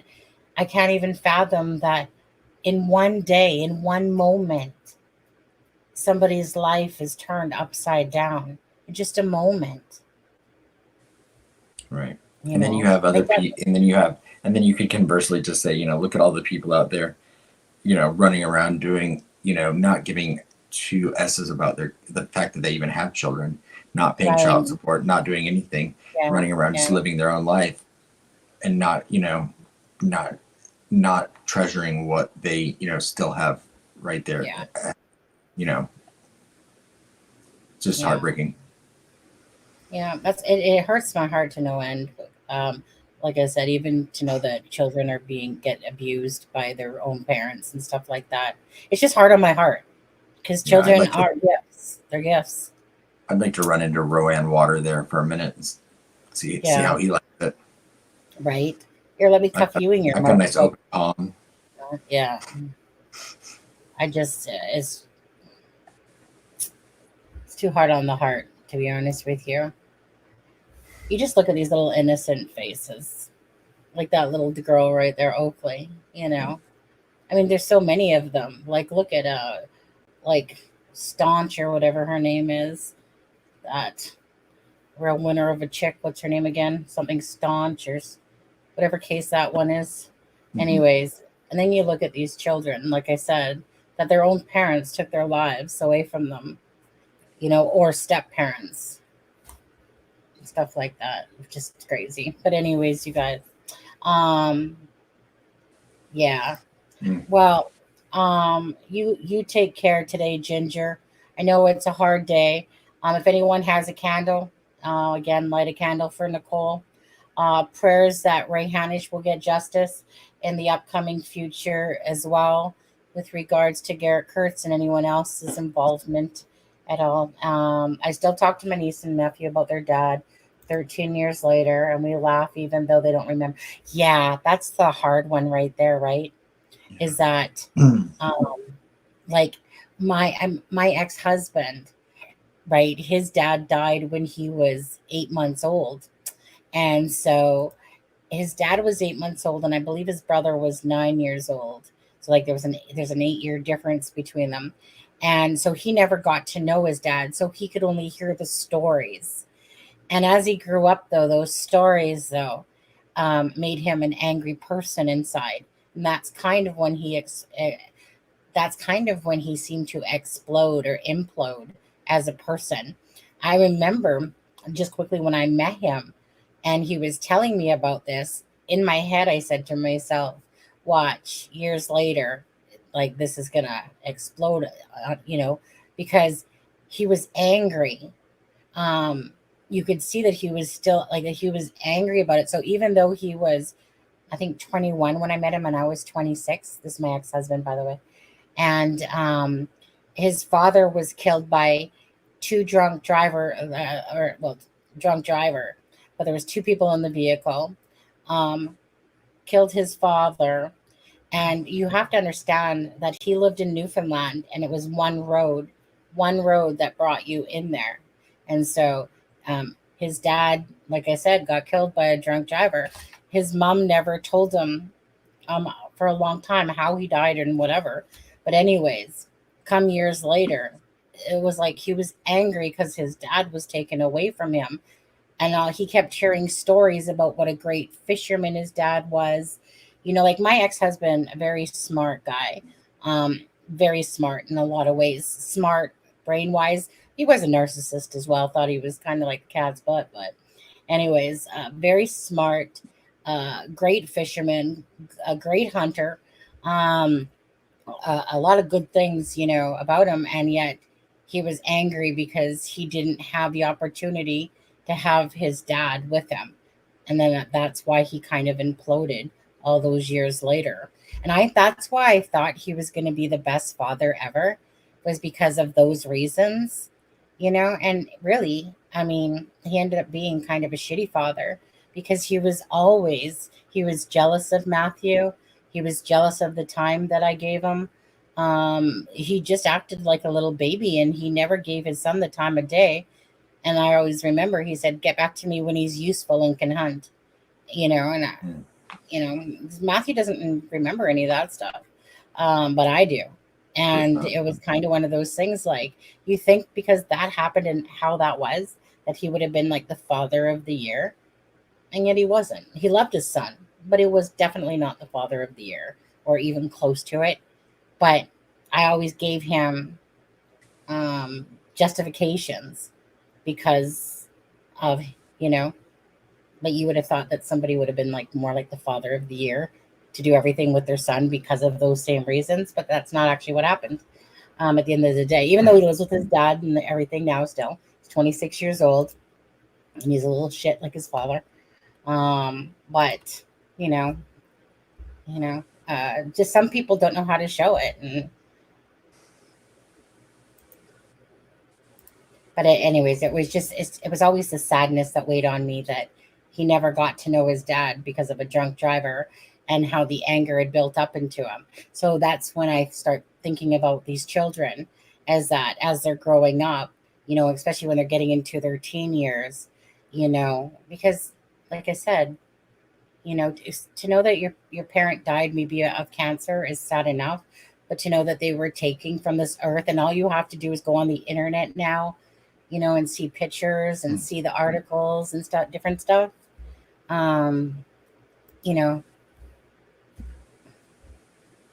Sad. Anyways, guys, don't. I'm not going to leave you off on a downer. Go ahead, Adam. Tell something funny.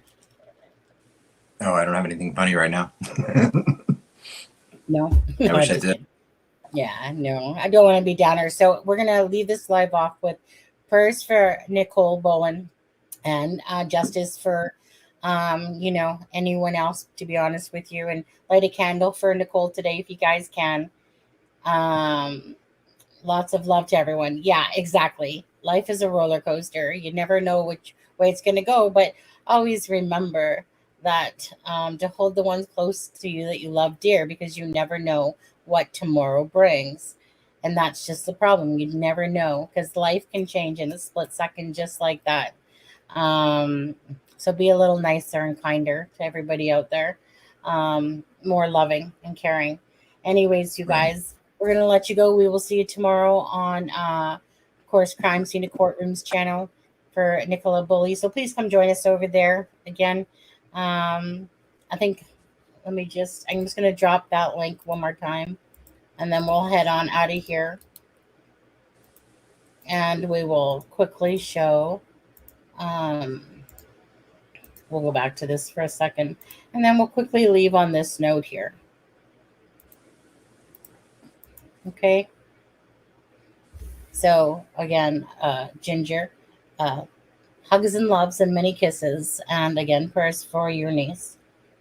And justice for Ray Hanish in regard to Garrett Kurtz, who was part of helping in an Ashley and taking out Nicole's life. It's so sad. I mean, it's hard to look at that picture. But yeah. Okay, you guys. So you guys have a great night. Thanks for joining again with us twice. Don't forget to click on Crime Scene to Courtrooms channel if you haven't, and subscribe over there as well. And other than that, Adam, do you want to say anything before we go? Just, there's too much sadness and everything in the world. So, try to make someone happy today, not sad. Keep on moving. Yeah. That's right, GP. Thing is, you can't change back time, but Right. can always, like I said, change the future. And Life goes on. Yeah, at the end of the day, again, those boys are in good hands. Can't change back time. But again, so I would say, like Miss Dog Lover, I'm sure you would do the same thing. Always keep reminding the children about who their mom is and who she was, and how much love she had for them. Children need to know that stuff, even if their parents not there. Okay, guys. So you guys take care. Have a good day, and we'll see you guys tomorrow. Bye, guys. Bye, guys.